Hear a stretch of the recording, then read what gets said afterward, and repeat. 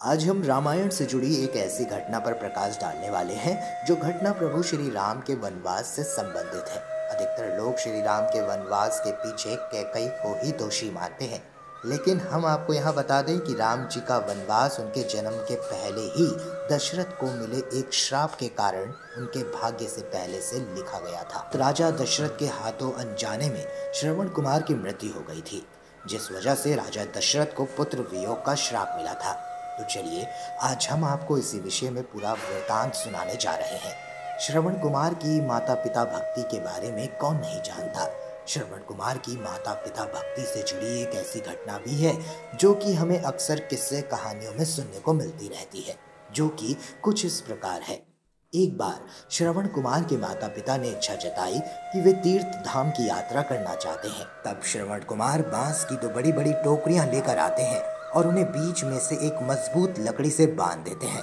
इस तरह वो एक तराजू की तरह बन जाता है, जिसमें उन्होंने एक टोकरी में अपनी माता को बिठाया तथा दूसरी टोकरी में अपने पिता को बिठाया और लकड़ी के बीच में अपना कंधा लगाकर उसको उठा लिया और अपने माता पिता को तीर्थ धाम की यात्रा पर लेकर चल दिए। यात्रा के दौरान एक रोज श्रवण कुमार खाना बना रहे थे।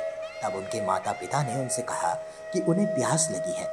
अपने माता पिता की प्यास बुझाने के लिए श्रवण कुमार नजदीकी जलाशय से जल लेने के लिए चल पड़ते हैं। जब श्रवण कुमार जलाशय से जल भर रहे थे तब उनके बर्तन से ऐसी आवाज निकल रही थी जैसे कोई जानवर पानी पी रहा हो। ठीक उसी समय अयोध्या नगरी के राजा दशरथ शिकार के लिए जंगल में आते हैं। राजा दशरथ के पास शब्द भेदी बाण चलाने की कला थी, जिसमें वो केवल ध्वनि सुनकर अपने बाण को निशाने पर मार सकते थे। श्रवण कुमार द्वारा जलाशय से पानी भरते हुए बर्तन से निकलने वाली ध्वनि जब दशरथ ने सुनी तो उन्होंने सोचा कि वह कोई पशु है जो कि जल पी रहा है। यह सोचकर राजा दशरथ ने उसी ध्वनि की तरफ अपना बाण छोड़ दिया।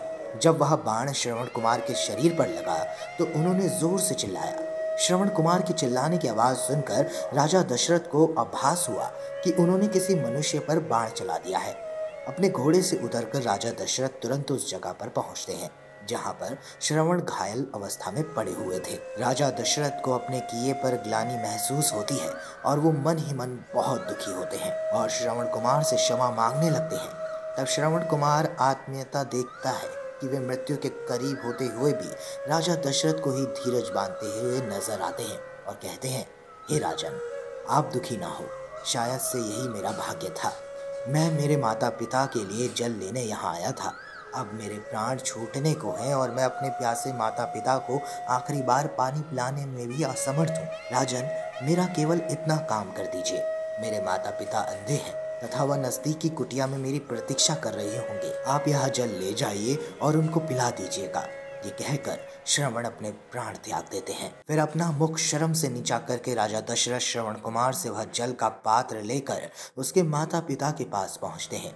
वहां पहुंचकर जब राजा दशरथ उन्हें जल पीने के लिए कहते हैं तब वो दोनों उनसे पूछते हैं कि उनका बेटा श्रवण कहाँ है। तब मन से दुखी होते हुए ग्लानि से भरपूर राजा दशरथ उन्हें सारा वृत्तांत बताते हैं कि वह उनके अपराधी है तथा उनकी एक भूल के कारण उनके पुत्र श्रवण कुमार की मृत्यु हो चुकी है।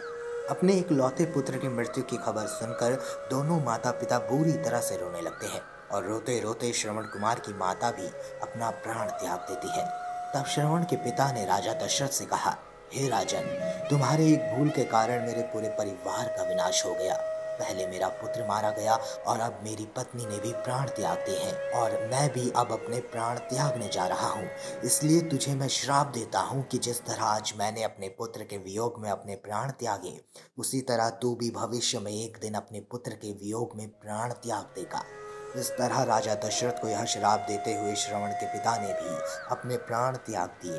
उसके बाद दुख और ग्लानि से भरे हुए राजा दशरथ उन तीनों का अंतिम संस्कार कराते हैं और इस तरह प्रभु श्री राम के जन्म से पहले ही उनकी नियति में वनवास लिख गया था और राजा दशरथ की नियति में राम का वियोग। फिर समय आने पर दशरथ को मिले पुत्र वियोग के श्राप के कारण रामचंद्र को वनवास और राजा दशरथ को पुत्र वियोग में मृत्यु का मुख देखना पड़ा।